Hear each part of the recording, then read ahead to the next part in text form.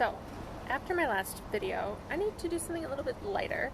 So tonight, we are going to watch the first episode of Charmed, the 2018 Charmed. So, I did watch the original series. I think I've seen the whole thing, or at least I think I've seen the whole thing. So I was a big fan of the original. I do not really know what the new one is about. I know it follows the same basic setup, but I don't know if it's a remake in the sense that they're the same characters or if they're new characters just in the same situation. Not really sure, but we will find out. So are they college age? I mean, I don't know if I love that, but it's been like 30 seconds, so let's see. And because I have the subtitles on, I can see that all of their names start with M, whereas in the first show all their names started with P, so they're not the same people. So, okay. Okay, so the mom is alive. So either this is a flashback, or the mom is alive. My guess is going to be flashback. So there are only two sisters? Or are they sort of doing where, like how in the original series it was like, oh, there's this other one. Is this sort of where this is going as well? Since when, especially in a show that involves witches, is going through the woods ever safe? Also, is this not set in the city of San Francisco, like the original one? Because, I mean, not that I'm super familiar with San Francisco, but what woods? Okay, so now the mom is home alone. I have a bad feeling. Something just ran past the window, and if you ask me, it was too fast to be human. So unless there's like a sprinter, I think she's in trouble. Okay, several thoughts here. 1, no reason to open that window. 2, that is a lot of fog, but this is presumably San Francisco, so that makes sense. Also, the bird, I don't think that was a bird that like ran by before. I think also, I mean, it's obviously a bad sign.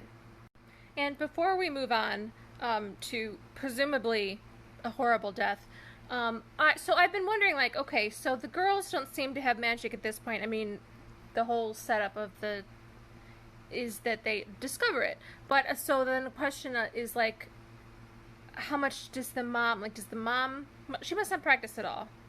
Because I don't think the original one did. I think she like decided not to. But how I know that, how I decided that that was the case, is that that is not a witch's kitchen. Okay, first of all, hey, presumably bisexual, that's cool. Second, if your house is, I mean, haunted is not the word, spiritually attacked, who knows what's going on. If something presumably supernatural is happening that you know about, that your daughters don't know about, why would you call your daughters to the house? Unless the text didn't really come from her. It's something trying to draw the three of them there together to, you know, do not nice things. That's a possibility. Okay, so it looks like she's maybe, I mean, I'm presuming gonna do a protection spell of some kind. Also, those seem like exceedingly high ceilings for an attic. Okay, so either she is very not good at protection spells, or the crows are there to help. Is she including herself in the 3, or is this mysterious, like, half-sister the third one? I mean, I'm presuming there's 3. There's going to be 3 somewhere. Okay, I guess I'm still working on telling the two sisters apart.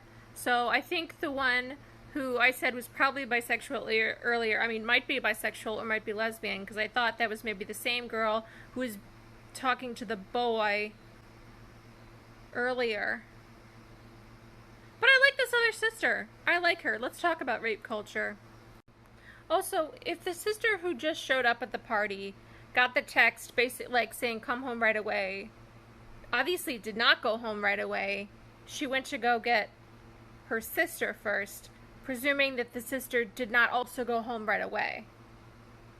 So I'm wondering what that dynamic is about. There are clearly things that I don't understand here, because if the mom's spell worked, why are there crows still in the house, and why is there like a cold spot? I mean, I don't think that should be the case if it really worked. Um, excuse me, what? I mean, why? Why start? Why set it up this way? Why start with the mom and then not show what happens to her anyway? I mean, I guess here's our mystery, you know, like it is the CW. Okay, so it showed like an overview of their town, and this is not San Francisco. Hilltown, Helltown, what do you think this is? Sunnydale? You're not on the Hellmouth. Okay, so it seems pretty obvious that that is the third sister. Does she know that that's her mom? Because she's sort of acting like it so far. I do not trust this Professor Thang guy. There's something about him. Oh, so that's the guy the mom was trying to get fired earlier. See? I knew I was right. Lovely blouse? Go lovely blouse yourself. Yeah. I don't like this new women's studies guy either. Let me state for the record that I would be okay if this sister just goes around punching white guys. I would be okay with that. There's definitely something strange going on here. Because it's not just a horrible accident if when they showed up at the house there were crows and it was freezing. That's not normal. But they don't know that they're witches, so this is the problem with families that try and just hide the witchcraft, because it's always going to show up. Always. What are they going to do? See, I was right about the girl being the third sister. I mean, it was pretty obvious, but still. Now, as for the tension between the other two sisters and like how they're dealing with this, I am not loving that. It just feels a little could have been done better. So I was about to comment on who is this guy that the other sister knows, but then boom, with the beer bottle, our first sign of magic. It also makes me wonder if their powers will be set up like in the original series where they each had specialties, and if the specialties in this show will be the same as in the first one. Okay, so we have our second instance of magic with one of the other sisters. They seems to be the youngest. So obviously she was taken aback by it, and yet like she knows that other woman did not move her lips. But I guess what is she supposed to think though? I don't know. It also seems like the powers for the three of them in this one are pretty much lining up with the original series, like even by age, which I like that choice. I like that. Well done. So if the middle sister can freeze things, we're in. There it is. Freezing time. Here we go. Okay, so I get that she can't control the power yet. I get that. But and I get why it happened with the coffee thing. That makes sense. But then why would it happen just right after that? That doesn't make sense. Okay, so now it's happening a third time. I feel like this could be dangerous. Because she obviously cannot control it, which means it's dangerous. Well, okay, so now they're all somehow kidnapped? Okay, my guess it's one of the men from the university. Like, that's top of the list of my guesses. Although, why would you kidnap someone in their own home? That seems like an odd choice. I mean, it has to do with the magic, I would presume. But also, so there's like a 3-month waiting period? How does this work here? Well, well, well, look who was right. I swear to God, if you try to tell me that this professor man is one of the good guys, I will reject that wholeheartedly. This guy is the Leo of the new series. Wrong. Wrong. Wrong. Incorrect. So it's not that I'm above claiming that 45 is a sign of the apocalypse. I just feel like I feel like they're trying a little too hard. Actually, I think the underworld is aware. So I'm not sure how I feel about the way that he disappears and reappears, but I mean, first of all, it's 100% he's apparating, and I would rather not. Okay, who wants to take a bet that at least one of the sorority sisters ends up being a demon? Honestly, how many times can they use the word witch hunt in one episode? I get it. I'm thinking that for the ex-girlfriend, I just feel like the blazer and the glasses and the pulled back hair is just a little much. So I was going to say, like, oh, who is that dog? Because it's clearly not a dog. And then, wow, that dog is a demon. What does that Brian kid know about this? 1,000 demon dogs? I mean, the book is big, but it's not thousands big. So, like I said, at first I was like, one of the sorority sisters is definitely a demon. And then it started to be like, oh, maybe. And then I was like, no, I guess not.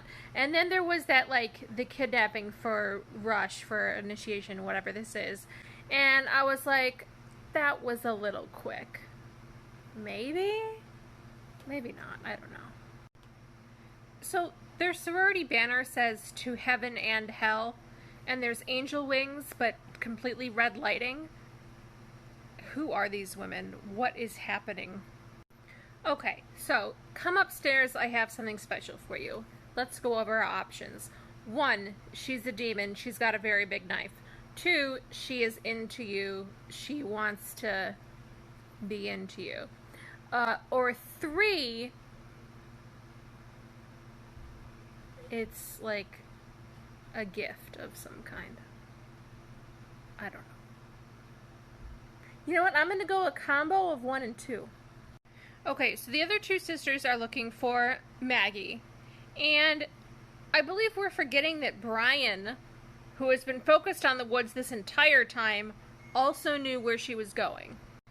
Is the plan, honestly, to throw baking soda on this sorority girl? Because it seems like that's the whole plan. And now that, because I think that guy was Brian, now that he's shown up, I am 98% sure that it's him. Okay, so apparently it was option 3, and the gift was alcohol. Boring. Moving on. So this Brian guy. Okay, so they did say that the demon person would be like a human who was possessed by them. So he's not been bad this whole time. He needs to go home. He is pushing this too hard. He did ask if he could kiss her, which I appreciate, but son, you have to go home. You are in over your head and you don't even know it. Okay, loved the consent line there. Probably my favorite moment of the entire episode. Yeah, I mean, I guess they should have thought through whether the baking soda would, like, completely kill the person or just expel the demon. And if it did expel the demon, is it also, like, vanquishing them? I doubt it. Because then you just have a demon outside of a body. If you can have that, I don't know how this show works. Good question, Brian. What happened? Because, okay, so you had that black puff of smoke stuff come out of his mouth, and then it just dissipated. I don't think the demon is dead from baking soda. Could be wrong. It just then moseyed on off. Like, I need more of an explanation of what exactly happened. I do like this time of the three of them being sisters. I think that's nice. I do agree that it is strange that their mother did just leave Macy just like to live with her father. Like, that's like, I mean, it could be just like a regular story, or it might not be. I don't know, but I think it's definitely odd and should be looked into. I hope they explore that storyline. I like that they're having a sister sleepover. I think that's cute. Why are there so many MRAs at this college? That is not cool. I hope it's not like other students. I hope it's just like wacko community members, because oh my god. I was gonna be like, oh, it looks like I was right about Professor Thane, and I'm not conceding that yet. But it's that dude, it's that white dude she punched. I told you I was fine with it. Wait, so maybe it is Professor Thane? What is going on here? Okay, so my question now is whether this is another instance of demon possession. And then how long has this been going on? I don't like any of it. Also, if everything else is frozen, but he is not, I mean, that kind of, like, that was sort of the entire reason that this power is useful, because you could, like, freeze a demon, smack him in the face with something heavy, and then, oh, you know, you're good. Can she not do that yet, maybe? Okay, so, Macy is a scientist. Okay, so I love that one of them is a scientist, I do. But I feel like she was just, like, she was going too hard on it, because I'm like, okay, clearly there are supernatural things happening here, and I understand wanting to figure it out from a scientific perspective, but, like, come on, just loosen up a little. But, yes, win your Nobel Prize. Yes, let that be your goal. Go forth, I am pleased. For all the power it took, that was a pretty underwhelming death. See, I knew that Harry was a son of a bitch. I knew it. He's no Leo. Okay, so, end of the episode. Thoughts. Alright, so I feel like there was a lot that happened in this episode. I feel like it set it up pretty well. I pretty much like their sisterly relationship. I feel like it definitely got better as it went along. Overall though, like, it was okay. I mean, I didn't dislike it, but I didn't love it. I'm also not sure how much that opinion would change as it goes on. So if you have an opinion about that, let me know if I should keep watching it.